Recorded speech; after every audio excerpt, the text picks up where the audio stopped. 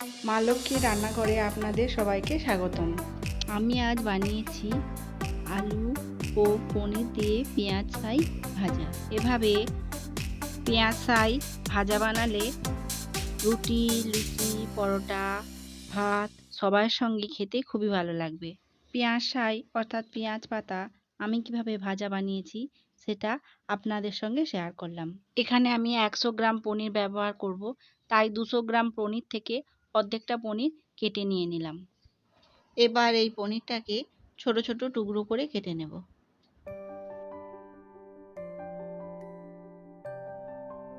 লম্বা দিকে সোজা সোজা কেটে নেওয়ার পর এবার আর দিকে চৌকো চৌকো করে কেটে নেব। দেখুন এরকম ছোট করে কেটে নিয়েছি, আপনারা চাইলে এর থেকেও ছোট ছোট করে কেটে নিতে পারেন। পেঁয়াজ পাতাগুলো এভাবে ছোট ছোট করে কেটে নিয়েছি। দুটো আলু ভাজার জন্য কেটে নিয়েছি। কড়াতে কিছুটা সাদা তেল নিয়ে কিছুটা কাজু বাদাম ভেজে নিচ্ছি। এটা সম্পূর্ণ অপশনাল, আপনারা এটা দিতেও পারেন আবার নাও দিতে পারেন। কিছুটা কিশমিশ ভাজার জন্য দিয়ে দিলাম। এগুলো হালকা করে ভেজে নেব, বেশি কড়া করে ভাজবো না। এগুলো ভাজা হয়ে গিয়েছে, এবার এগুলোকে তুলে নিচ্ছি। একই তেলে পনিরগুলোকেও ভেজে নিচ্ছি। পনিরগুলোকে বেশি কড়া করে ভাজবো না, হালকা করে ভেজে নেব। এগুলো ভাজা হয়ে গিয়েছে, তুলে নিচ্ছি।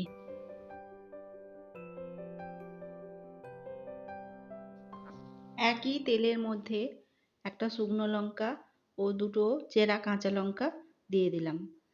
লঙ্কাটা আপনারা আপনাদের পছন্দ অনুযায়ী দেবেন, আপনারা যতটা ঝাল পছন্দ করবেন সেই অনুযায়ী। 1 চামচ কালো জিরে ফোড়ন দিলাম। লঙ্কা ও কালো জিরেটা হালকা করে ভেজে নেব। লঙ্কা ও কালো জিরে কিছুটা ভাজা হয়ে এলে আগে থেকে কেটে রাখা আলুগুলো তুলে দিলাম।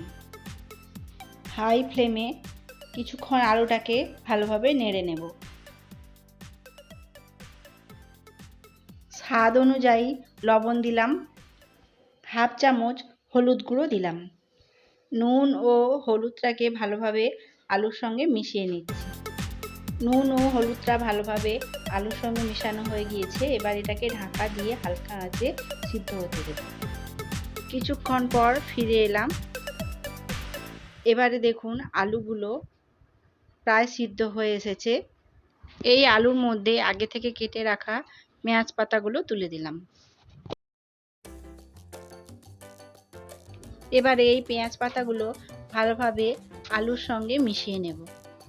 আলু ও পেঁয়াজ পাতা ভালোভাবে মেশানো হয়ে গেলে এটা হালকা আঁচে ঢাকা দিয়ে সিদ্ধ হতে দেব।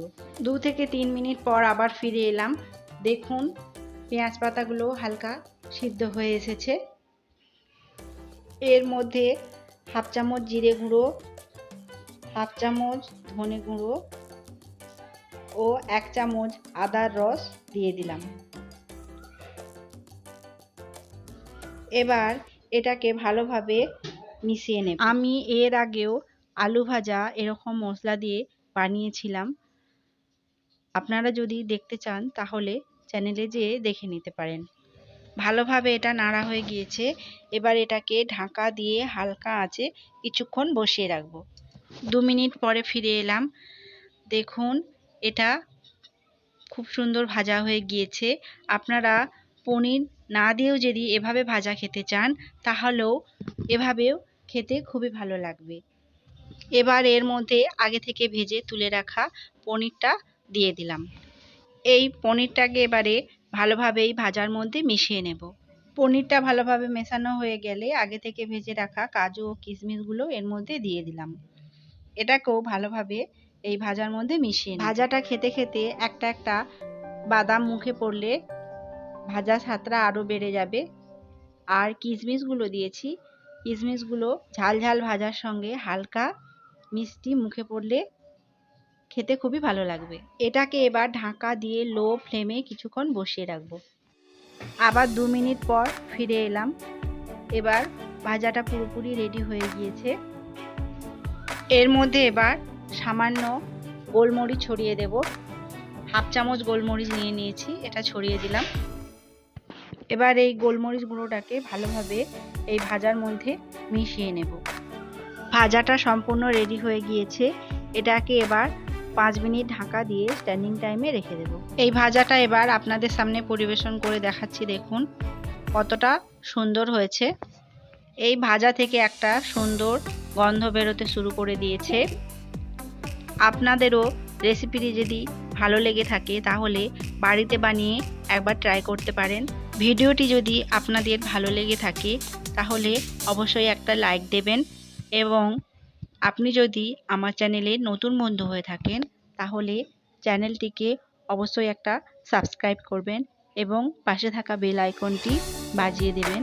তাহলে আমি চ্যানেলে যখনই নতুন কোনো ভিডিও শেয়ার করব সঙ্গে সঙ্গে আপনার কাছে নোটিফিকেশন চলে যাবে। আজ এই পর্যন্তই। আপনারা সুস্থ থাকুন, ভালো থাকুন। নমস্কার।